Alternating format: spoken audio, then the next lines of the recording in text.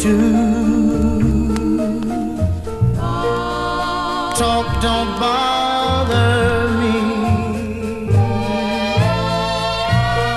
I want the whole wide world to know that I love you so. Let them whisper, for they know not what's between you and I.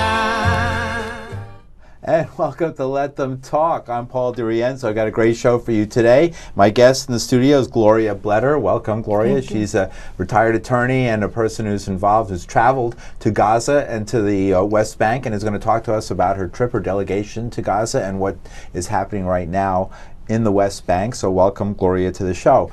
What you were watching is where we met earlier today at the Israeli consulate on 42nd Street and 2nd Avenue. Get on the sidewalk. Get on the sidewalk. Sidewalk, sir. Sidewalk. Hold feet. Sidewalk. Sidewalk, please. sidewalk. Walk around.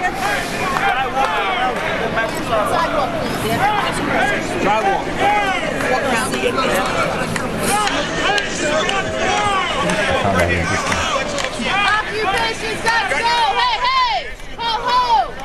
Occupation's got to go. Occupation's got to go. Hey, hey. That was at 2nd Avenue and 43rd Occupation's got to go. Hey, hey. right near the Israeli mission to the UN. Yes, that was where that was today, at the near the Israeli mission to the UN at 43rd Street and 2nd Avenue. And at the beginning, we were just seeing being arrested Bill Perry of Vietnam Veterans Against the War. Earlier, on the ground during this die-in phase, we saw Professor Norman Finkelstein, who is going to be a guest on this show next week. And so Gloria Bletter is my guest, and she's here to talk about the delegation to Gaza, what's happening, and a little bit about the purposes. What was the reason for 25 people being arrested? And do we know? We don't know really what's happened to them. If they've been, if they're out yet, if they've been freed, ticketed, no, or I gone tried through to this. find out about my friend who was arrested earlier, and I left a message for her, unable to know where she is right now. Right. What usually happens? You're a retired attorney, Gloria. What usually happens in these kind of cases? Well, this kind of arrest. I'm also a member of the National Lawyers Guild. I was a legal observer today in that capacity, and we try to get attorneys to represent them, to help get them out of the police precinct where they're usually held for some time, and booked or not booked.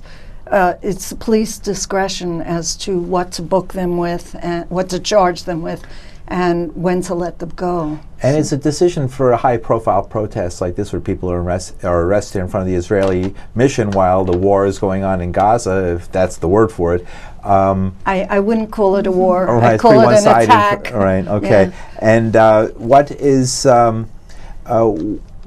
what is likely in this kind of scenario? Will they ratchet up the treatment because people are protesting, or will they let them go sooner because it's so high profile? When you say they, you mean the police? The police, the authorities, whoever's in charge. Well, all I can say is that Israel has a very profound impact on public relations and on what happens with protests against what Israel is doing over there. So it probably has its public relations people working very hard right now to continue the fiction that Israel was the wronged party here, and so that there shouldn't be any demonstration against them.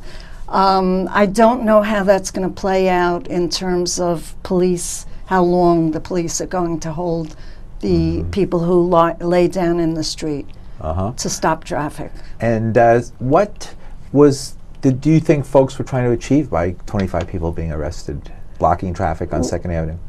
Well, it was right near the Israeli mission to the UN. Yeah. And I think everyone was hoping that they were going to take notice of how upset people are, Americans are, for what Israel is doing or against what Israel is doing. Again, this is, I don't know how many times. I have like 4 big times of invasion by Israel against both the West Bank and Gaza, and it just continues. And the U.S. should also be held responsible because, of course, it gives more than $3 billion a year to arm Israel. It should have strings attached. U.S. law itself requires that arms are not to be given for a breach or violation of human rights, which Israel does all the time, but the U.S. ignores that and continues to give them aid. Now, what is the, obviously this is like, you're taking a position in what is one of the most contentious debates that occurs anywhere. I mean, right now, over whether or not Zionism is the establishment of a state of Israel is a progressive choice of a peoples who finally have a state of their own, or the displacement of a peoples who used to have a state and now are in refugee camps. Okay, well, I do have an opinion about Zionism. Right, yeah. Zionism started as a Jewish nationalist movement in the late 1800s. And there were different factions, including what to do with where Jews were suffered, like in Russia. My parents are from the Ukraine, and there were pogroms there against the Jews all over the world, actually, and they were looking for a safe place. But it was, okay, so we'll go ahead towards, a lot of Jewish Zionists did move to Tel Aviv when it was held by the British, under the British mandate in the 1920s up till the establishment of Israel. In fact, my uncle was a Zionist who, instead of coming to the U.S., like my father did, went to Tel Aviv in the 1920s as a Zionist and aided the Zionist cause by moving there along with other Jews. But it could have been, what happened was a combination of guilt over the Holocaust. The European nations and the U.S. had a lot of guilt that so many of European Jews were killed outright by the Nazis, and they hadn't done much to stop that. And so they wanted to show some, I guess, what would you call it, reimbursement or compensation. Compensation, I guess, would be the word, for that happening, for all that those murders. And so the UN rushed to validate the borders of a state for the Jewish people. And that was Israel's original borders. By the way, I have a map here for folks who don't know. Maybe we can zoom in and show the area that is now really at the heart of all this, and just to show how small an area, the size of the state of New Jersey, we were saying, near Something Cairo. like that, there right it is. Over here, right, and it's all the other countries around it are so large. I mean, that's one of the parts of the Israeli founding myth. Surrounded by half a dozen Arab armies, they were able to, on their own, defend their own country. Right? That's right. And it was part of what got the U.S. to start supporting them financially. But I don't know how real that threat was. I mean, they point to it, and I think the Israeli government uses that as a point of propaganda now, because they are the 5th or 4th leading military government or leading military in the world. Including fully nuclear armed. Right, which they don't admit to, but it's acknowledged that they do have nuclear weapons. It seems to be well known around the world and well acknowledged. Yes.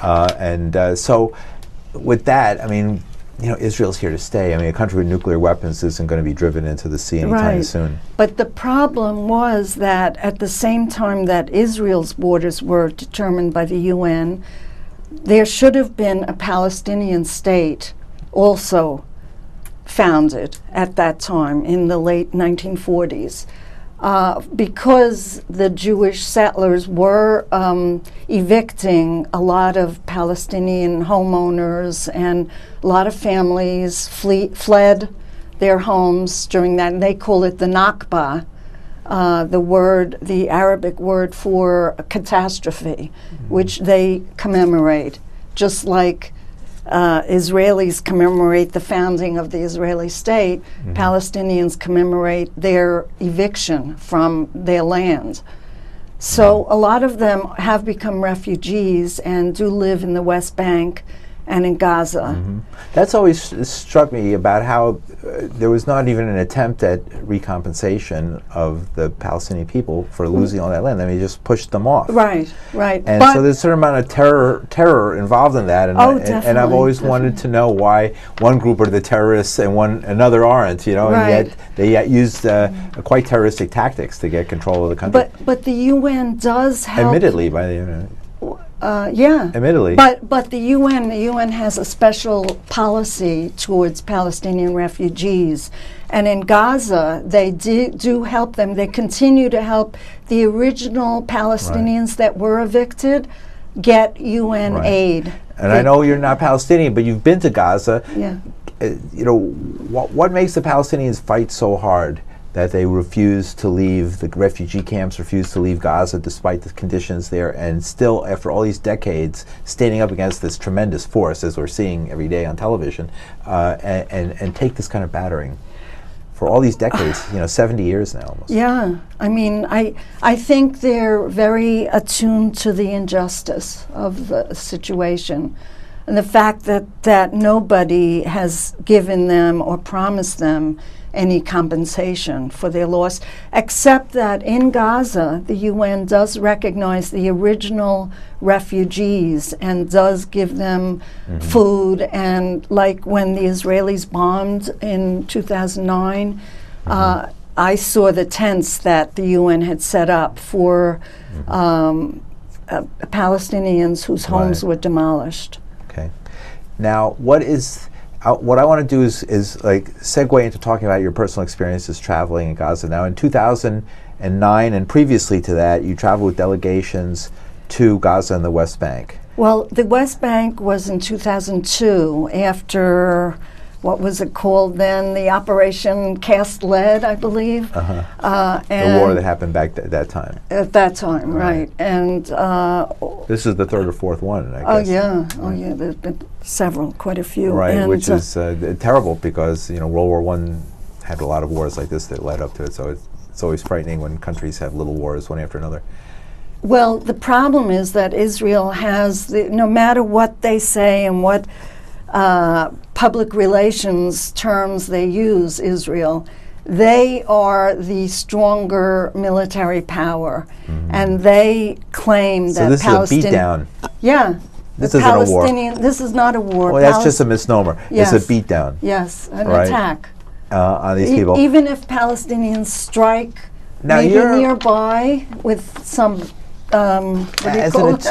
Gloria Bletter, I'm sorry. Gloria Bletter, you have studied specific aspects of what's happening to the Palestinian people, including the effects of the blockade and the tunnels, because that is the issue. We have a phone call.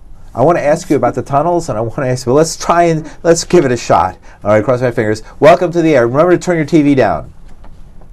Hi, you seem to be talking. Oh, I can't hear you. We cannot hear you. I'm sorry. Can you hear me now?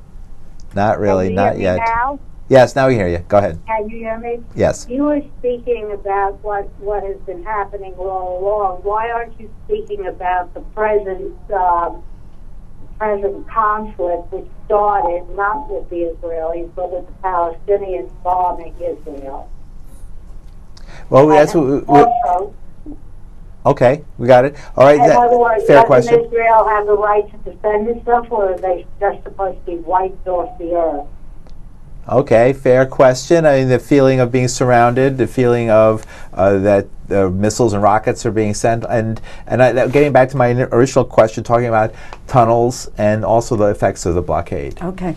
Now, do Gazans have a right to defend themselves and obtain their human rights and right to life? Which is why their right to life, they started killing, having food, to kill the children and the people in Israel. You know how many of the... What has that got to do with the fact that they refuse to stop bombing? They don't... If they stop bombing, if there was a truce between Israel and Palestine, which there Israel was... agreed to the truce, but the Palestinians did not. All right, well, let's... all right, thank you, but we like to have a conversation, right? We have to let each other talk. So we've heard your position and your question. So now let's give Gloria an attempt to... an opportunity to respond to that. So we'll turn it down and go ahead. Okay. Israel has by far the greater firepower and military power. There are some times when Gazans and people in the West Bank, Palestinians, don't feel they can survive well given the conditions they're forced to live under. They are forced to not have enough food, especially in Gaza. There is a blockade against imports into Gaza. That's why the Gazans built tunnels into Egypt to try to get more food, and including cement to rebuild their houses and their factories that were bombed by Israel in 2009. Wasn't the power plant was just bombed earlier tonight? Oh, was it? Yes, it was knocked out. The fuel supplies at the power plant were destroyed. So this is obviously now the entire region is in blackout mode, and so this is an escalation. And this is not the first time. I mean, in 2009, Israel Right. bombed the police academy Right. during the time that this is Right. the police of the West Bank and Gaza. Right. No, of Gaza, sorry, just Gaza. The police academy, they were graduating that day. They killed all the graduates and ruined the police academy, the Israelis. Now, what reason do they have to bomb a police academy when they're saying there's no law, there's no... There's a certain tragic savagery in that. What? A certain savagery in that. Yes. Right. If the police are supposed to sort of police Gazans, Right. that they don't do anything. It concerns me. I mean, I have to say, I really didn't come to this at first with one position one way or the other. I sort of supported Israel in my youth because I felt that there was a response to what happened in Europe. And, and then when the savagery of the war came through to me, I could no longer support that because that would seem to be the same thing I thought the whole thing was set up to avoid in the first place. Right. Currently, currently. And it's just currently, it seems to be that's where it's heading. And but there is something to be said for people living in terror. The people in Israel, whatever their position, whatever the wealth they have in greater magnitude than the people they're fighting, they are obviously terrorized and feeling fear. And this is, not exactly a Gandhian way of approaching the problem. Right, but I don't feel that they really are in terror. I mean, I can't believe it when they know their military might. And they know that their prime minister is going to, use it offensively. But then we know even in this country that, like, when people think something bad is going to happen, everybody panics, right? And that's human nature to do that. So a few rockets at Israel creates a feeling of terror in the Israeli population, possibly. Possibly, but very often those rockets are fired after a big disappointment with Israeli policy. Often, and I think that happened in 2009, the Israelis had talked about, there had been a ceasefire before that, and it was Israel that violated that ceasefire. And the Israelis claim, no, it was the Palestinians that violated it. Doesn't might make right under any circumstances? Can't Israel decide, say, we got a power, we got nukes, we got an army, we got tanks, we're going to just settle this once and for all? Why doesn't that work? They keep trying. They think it's going to work this time. You think it's going to work this time? They think it's going to work. They always think it's going to work. And you don't think it's going to work this time? Well, unfortunately, the UN hasn't responded, or it has responded, but it hasn't had the force The U.S. protects Israel in the UN in its vote. We got another call. Oh. You want to give it a shot? We'll give it a shot. No, please be sweet and be nice. Okay, go ahead. You're on. Yeah, caller's on. Welcome to Let Them Talk. All right, you're on. Can you hear me? Hello? Yes, go ahead. Hello? Turn down your TV. It's down. All right, talk. Okay, I'd like to know, we know the problem dealing with Israel and the Palestinians. The question is, what possible solutions can there be? Okay, What solution. Yeah, can what there do you be? see as a solution? Well, I would see two things. The U.S. is at fault here by not adhering to its own federal law in providing military aid to a country that violates human rights. That's one thing. The U.S. should stop doing that. The U.S. also should stop protecting Israel by vetoing anything that U.S. has a veto power at the UN, and it protects Israel by using that veto power anytime Israel wants the U.S. to veto something. So those are two things that should be. So basically, AIPAC should be reined in. AIPAC should be eliminated. Okay, eliminate AIPAC. Okay, caller, one quick response. Go ahead. Is it possible to have these solutions implemented? Well, I think the way the world powers are set up right now, and the U.S. is an imperial power right now. That's true. I think it's going to be very hard to rein in the U.S. as even under this administration. The U.S. has gone and done offensive wars in Iraq and Afghanistan, and is continuing to some extent both those places. So I don't think it's going to eliminate its support for Israel, unfortunately. I think there has to be a really strong uprising from U.S. citizens about that. Okay. That's interesting. Thank you very much, caller. So that the fate of what happens in Israel and between Israel and the Palestinians really maybe comes down to domestic politics in the United States. Well, partly. Europe is different in its attitude towards Israeli power. I mean, I was in Europe to give a talk in Athens, actually, a few years ago, on a panel about the situation that Israel was using its power offensively. And they are much more in sympathy with the Palestinians there, maybe because of their proximity to that area. They don't want a world war starting. Maybe they know European imperialism when they see it. Right. Since they're in Europe, right? So they should know they've seen it before. The U.S. pattern their under imperialism whatever basic. guise it is, or for whatever purposes it happens. Right. So very interesting, Gloria. So we only have a few more minutes, so I wanted to talk about your trip. Talk about your article and some things. Maybe focus on the most important thing there. Okay. Well, I was there in 2009 with a small delegation that was affiliated with Code Pink. Code Pink had been to Gaza just before us in April, and we were there in May. We were only 13 people, but we, due to the very persistent efforts of our leader, Felice Gelman, I will mention her name favorably here because she was able to talk to all the Egyptian authorities, and that was mostly who we had to deal with to get in to Gaza through what's called the Rafah crossing, which is from Egypt into Gaza.